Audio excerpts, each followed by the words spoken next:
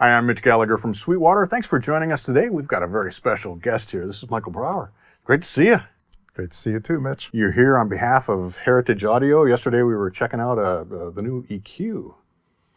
The MotorCity EQ based on my Motown. Yeah, so cool. So you definitely want to check out the video on that because Michael gives us a tour of what's happening with that EQ. Super cool piece of gear. Yeah, amazing how they're able to reproduce it and have it sound just like mine. Yeah. It's one thing to have it look like mine. Right. There's another thing to put drums through it and just get that same feel. You know, it's I don't know how they did it, but they did it. Right. Amazing. So let's start with a couple questions. Yeah. Who was SilverHoof? SilverHoof.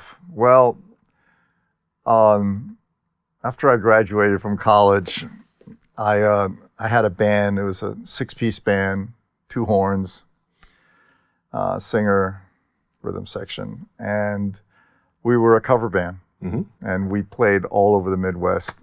And so we used to eventually, do gigs here in Fort Wayne. And thanks to your research, the club that I had suspected might be called The Gentleman was The Gentleman, which then soon after it was called Poor John's is what Poor John's or something like that. So anyway, that was a band, and we did the whole Midwest for a couple of years, and then I was like, I can't do this anymore.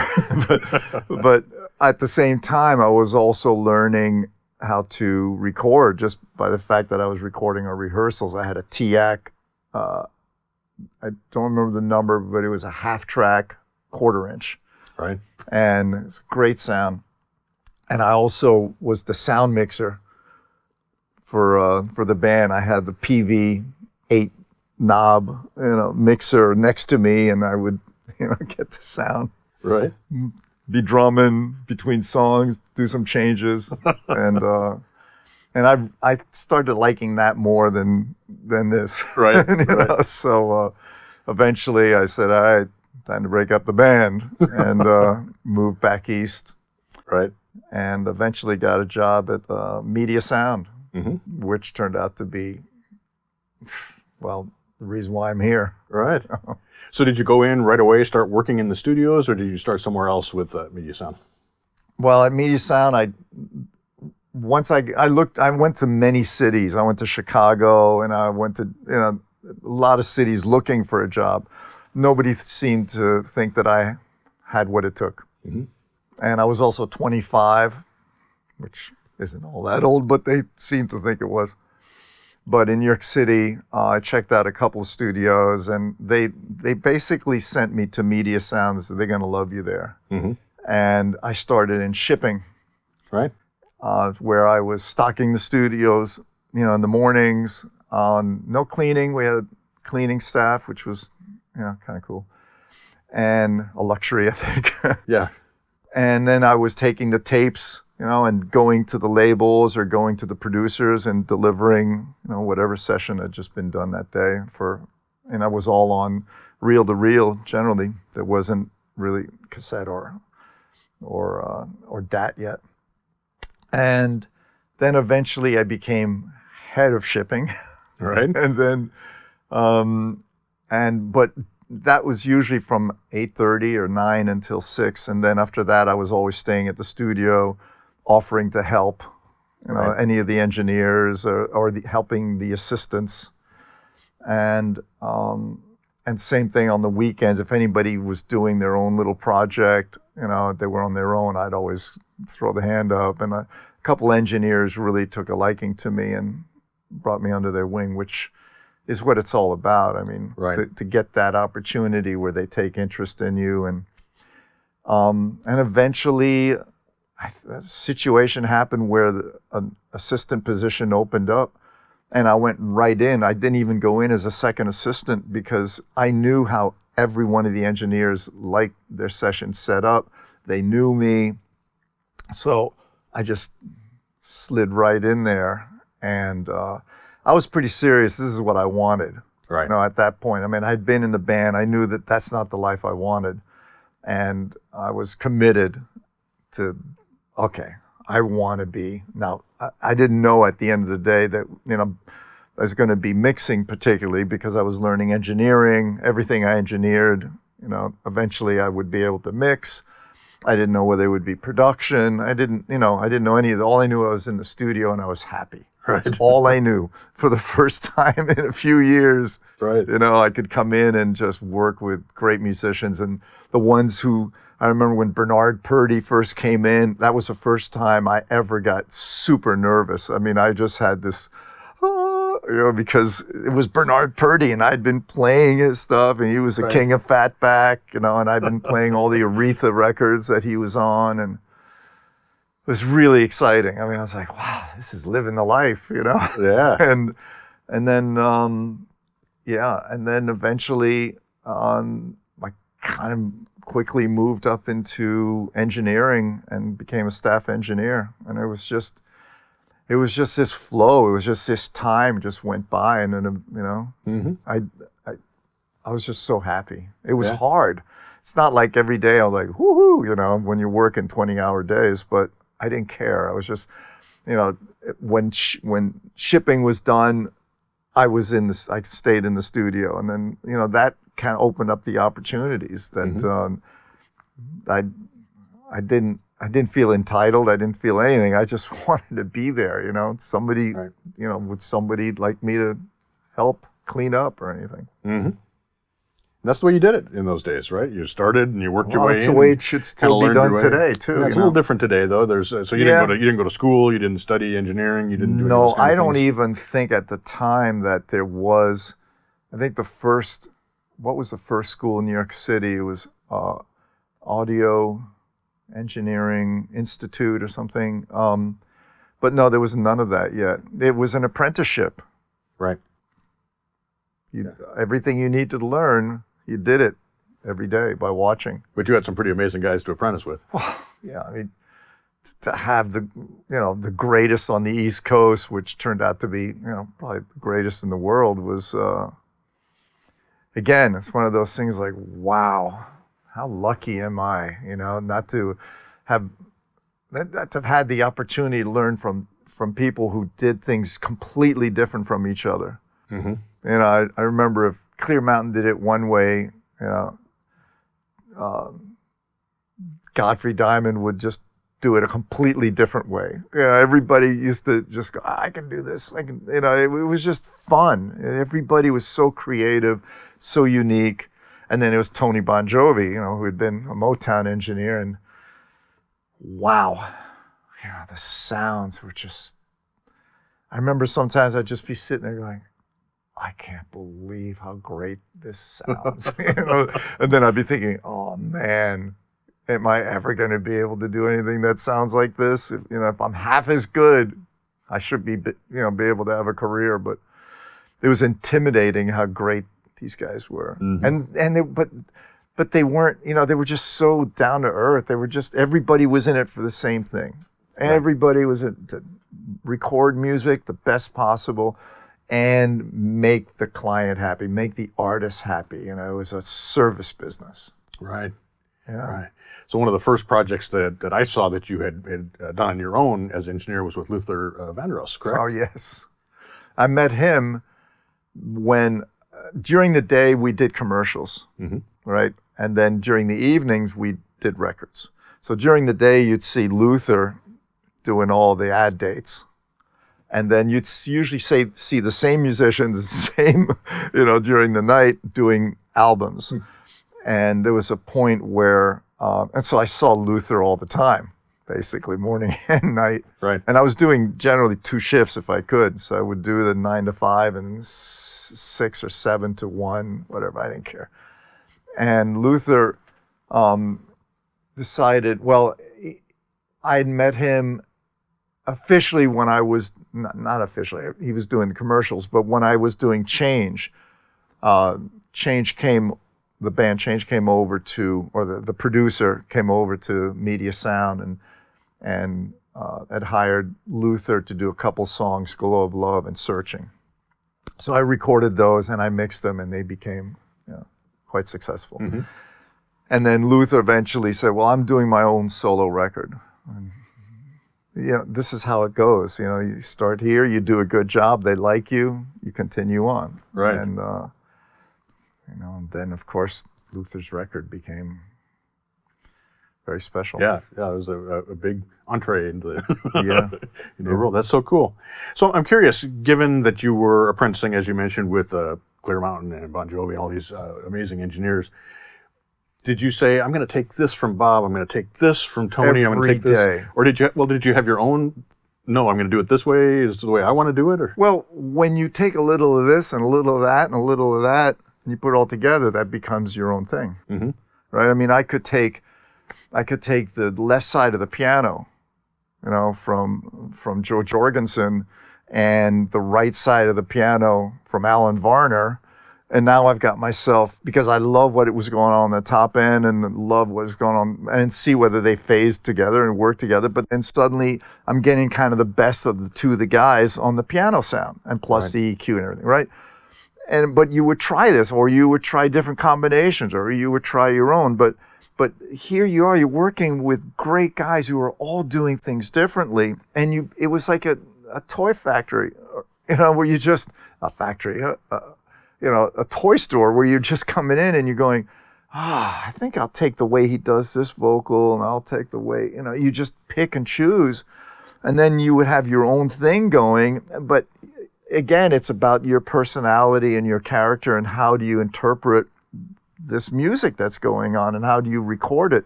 And so I found, I would always just be so blown away by how a great sound could be done so many different ways. Right. And so, yes, I picked and chose, and then I found that, wow, this kind of sounds like my own thing now. Mm-hmm. Because it's not really his, it's not really, hers, although we didn't have any female engineers, unfortunately, during my time there. Right. So it was all guys. But, yeah, and that's kind of how you did it. Right. And if you just tried to clone them, well, that's what you were doing. It wasn't you. Right. Right? There was nothing special. Mm-hmm. You're just kind of a version of them, but certainly not as good. Mm-hmm. You're just a copy. And I was never into that. Right. Right. So what led you more in the mixing direction as far as your career goes? I think right from the beginning, one of the things that was tough for me to stop performing was the feeling of the audience. And when the band was great, and that performance feeling. And I found that I loved recording, but when it came time to mixing,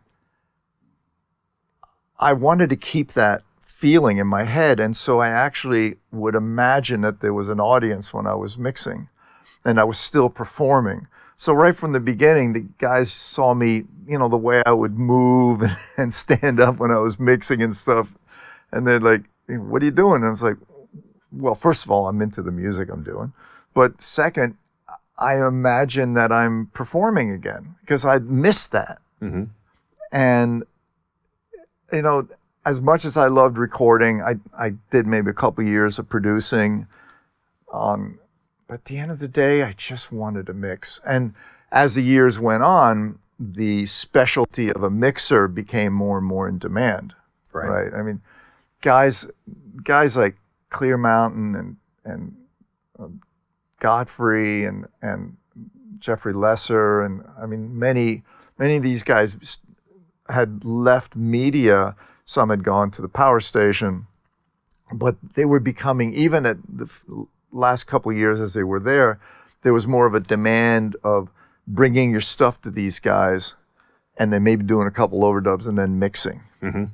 And so more and more people weren't using the engineer through the whole process.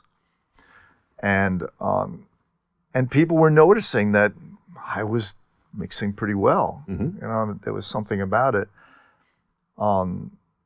And it just got to, I think, I had spent a lot of time in different styles of music. I wanted to take my time. So I was doing the R&B, and then some jazz, and then obviously the disco, and then when I was doing the Stones, it was more like, R&B and rock, and started getting heavier in the rock. So I really spent a lot of time understanding the feel of each style of music, so that by the time I finally decided I just want to mix all day long, that's a risky thing because engineering is a source of income. Producing is a source of income. Mixing is a source of income, right? So if any of those, if nobody's calling you to mix, you can still be producing, you can still be engineering. So to have taken 2 out of the 3 out was a risk. Right. Right. But I said, I'm just going to commit to it. I love it. So I just want to do that 7 days a week. Right. Mm-hmm. And there was a point, I think soon after I did Steel Wheels, where I was like, I just don't want to do anything else. And then, it just kind of caught on. I mean, obviously you need a hit, so right. When you have a hit record, it opens up to other things. But I remember one of the first really successful singles was No Can Do for Hall & Oates, and what else? No Can Do, One on One, Your Imagination. So those were just records where I had just mixed them, and when you have musicians, a band like Hall & Oates, I mean, you need to be at the right place at the right time and be ready. Right. Right? I mean, I could have done those and they would have said, man, those are awful mixes, Right. And that would have been the end of that direction. Right. Yeah, right. So, yeah, I mean, you got to be ready. But I just loved what I was doing so much. I think the passion was always evident in my mixing. Mm-hmm. Right, right. So I'm curious, you mentioned all the different genres that you had kind of studied, the vibe of those. Everybody from Willie Nelson to John Mayer to... Willie Nelson, that always comes up. Willie Nelson, really, I didn't mix. There was some show, I think it was one of the first times actually when I was turning stereo into surround sound, and that's all I had. Okay. And for some reason that became so, it's somewhere in the discography or something. Right, You did Willie Nelson. I was like, Well, okay, so we'll say Bob Dylan to John Mayer to Coldplay to the Stones. I guess my question related to that is, do you have a different approach when you move from Bob Dylan to John Mayer, or is a mix for you? And I don't mean that in quite the way that sounded. The approach changes from day to day. It changes from song to song. Mm-hmm. When I was mixing Fishbone, that's like 5 or 6 styles all mixed into one. Right. Right. And so even just from the verse to the chorus, the styles are changing. It can be, nice rocky chorus, but a jazzy verse or a funky B section. And so the hats are changing all the time because, you're just going with what the influence is. And of course, what are the requirements? Or when I was doing Tony Bennett or even the Stones, I had to turn all the compressors off. Mm-hmm. Right? While I'm doing another record kind of band where you can't put enough compressors on there.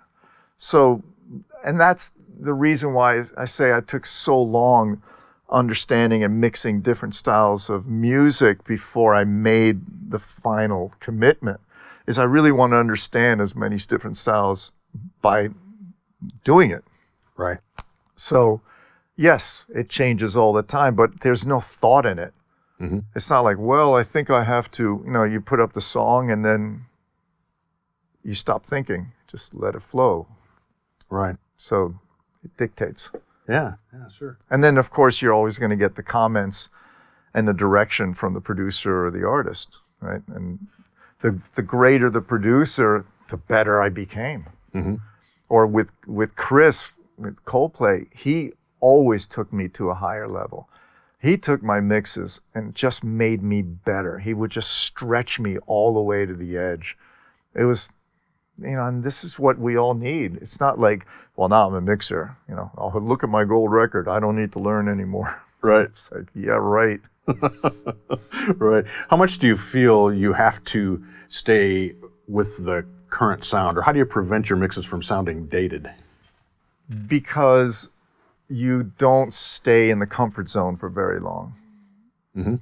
So if I'd had, a lot of success with a record, then by the time it comes out, you've been doing this for a while. And then if everybody likes what you're doing, now they're copying, and so it's not fresh anymore. Mm-hmm. So it would be like every 4 or 5 years, I would really move to a whole other style of music and drop a lot of my go-tos. It's very frightening, but not getting the calls is usually a lot more frightening. Right. And we're mixers. I mean, you should be evolving all the time. And it's not easy.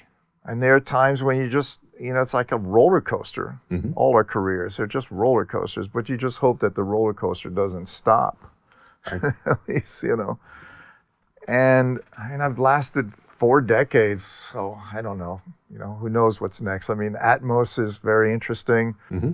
I'm getting ready for, to do that and maybe go back and look at some of the earlier records I've done. Because I always imagined being surrounded by the music.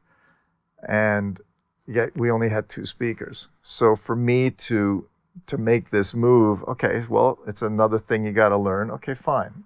So what? That's what we've always done. I mean, look at me. I started on analog desk and now I'm in the box. I was hybrid for a while. Every time I made a step, I was like, is this going to be as good and or better? Because otherwise there's no compromising here.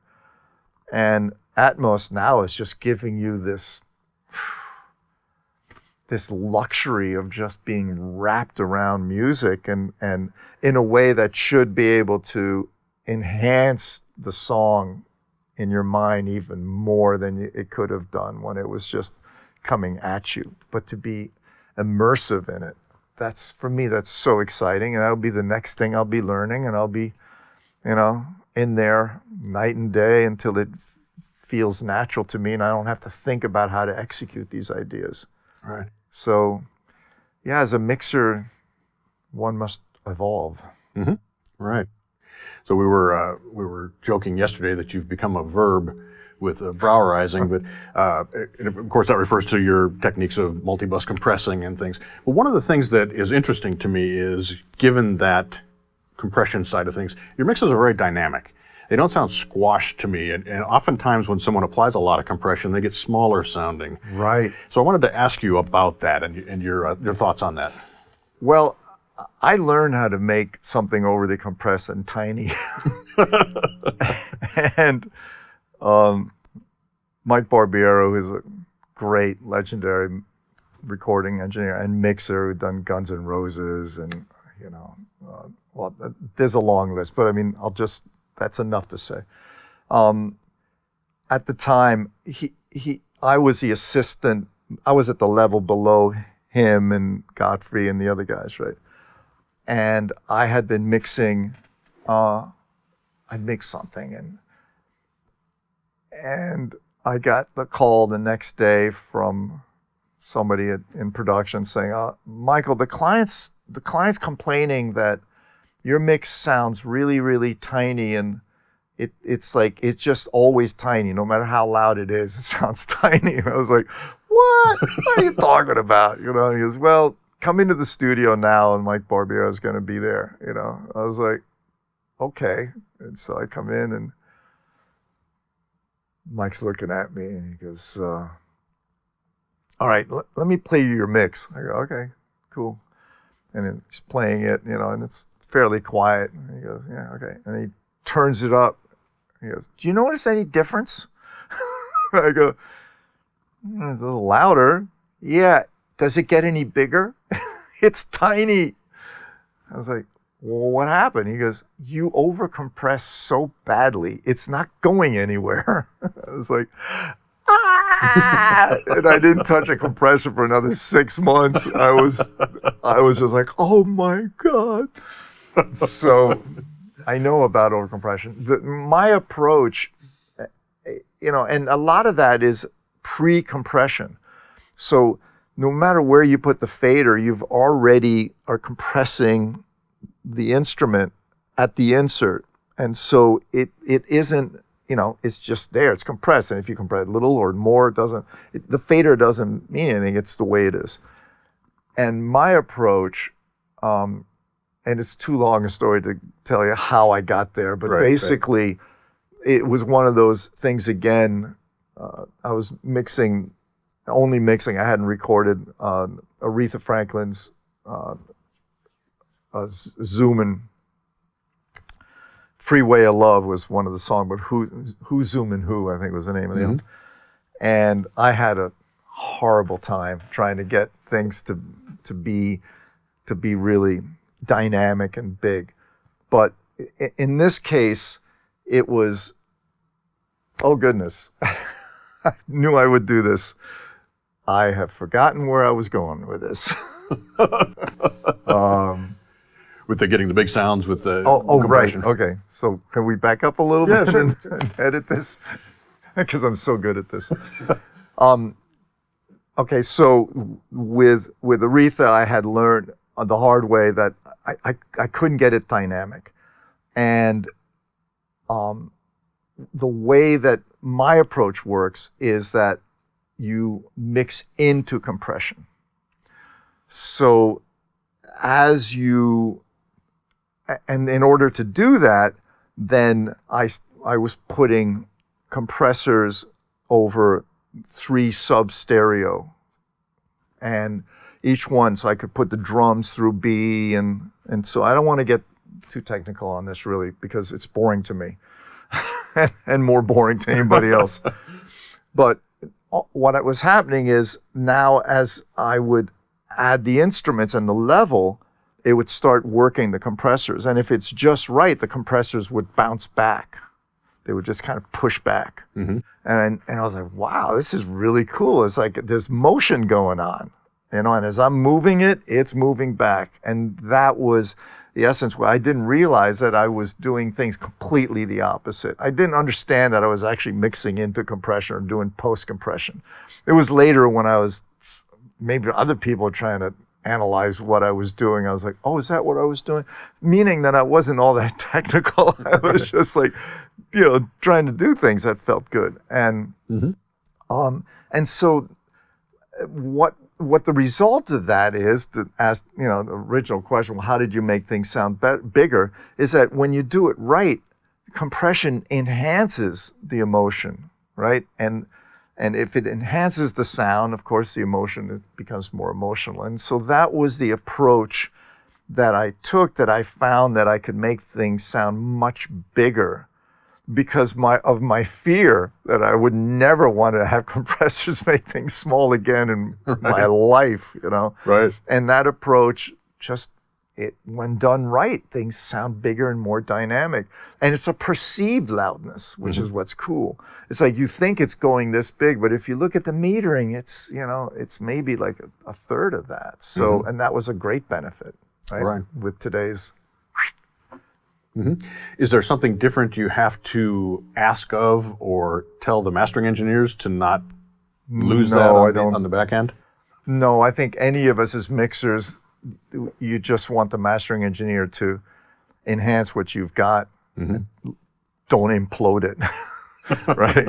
And there was mastering engineers where I would give them the mix and the snare would implode. That had nothing to do with my particular style. It was like they were just over limiting, right? But I've got guys who I've been using for years who I love, obviously the great Ludwig, but Joe Laporta, Pete Lyman in the last few years. They get what I'm doing, and they maintain that kind of 3D and depth going on. And so, of course, I love sending my records to them. Yeah, sure. That's very cool. So I have 2 questions for you before we wrap up here. Because of your long history working on hit records and with amazing artists, my first question is it the case that you sit down and you can tell a song is going to be a great song when you listen to it, or when does it become apparent to you that you're working on something that's special? You mean in the public eye? Yeah. Because I don't know. Yeah. So there's nothing that says this is a great song. No, because that's not my job. My job is really to enjoy the mix and make it as great as possible. So in my mind, every day is going to be, it's a great song. When I'm done with it and I feel great, I hope that it sees the light of day. But and then when it becomes a big hit, and again, when it's a new artist, if it's an established artist, right, who's already sold 20 million or something, you're walking in going, yeah, this is going to be a hit, right? Right. But my career is not about already established artists. My career is really been based on the freshman records, whether it was Coldplay or or a lot of the Kooks. I mean, there's a lot of acts, but it was about creating that template that was unique to them and just really, really exploring and bringing out what was unique about that band. And when it's a great song, it's a great song, and I'm excited for it, and I hope that it does great. But for every one, there could have been 30 or 40 that went nowhere, but that doesn't mean that I didn't care. I was bummed that it didn't do well. Look, if some albums were too eclectic and there was only 2 or 3 good songs, well, I can say it's probably not going to do well because you don't have a common theme going. There's not something to grab onto because you want to skip a few of the songs. But when there's a band where every song just felt so good to me, or the lyrics are reminding me of something that's happening in my life, those records are special to me, and I only hope that everybody else hears it. So there's, certainly even with Coldplay on the Parachutes record, it wasn't like I mixed that and then the next week after it got released, it was successful. It took a year. Right. I mean, Capitol wasn't even interested, really. It was Network that took it over, and they took it by the horn, and they got the word out. And then Capitol was like, Right. I don't mean in disrespect to Capitol, but that's how it happens. It was really by people listening and Network going, we believe in you, and that's what you need a lot more of.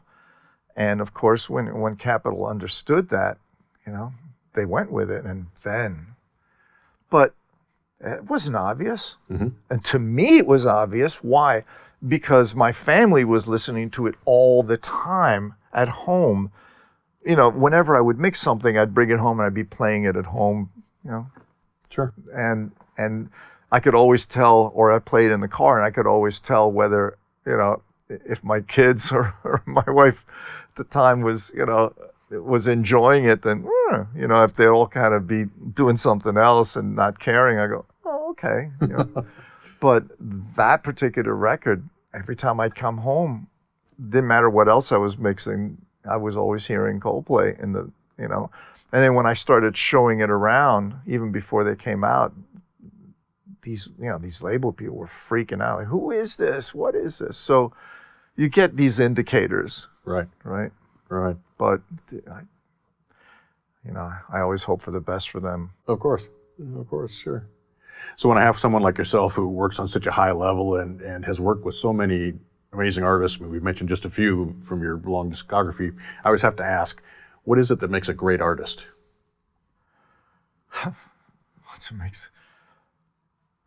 What makes a great artist? I guess one who is consistent and really can touch your heart with their lyrics and their story, and feel honest in that approach.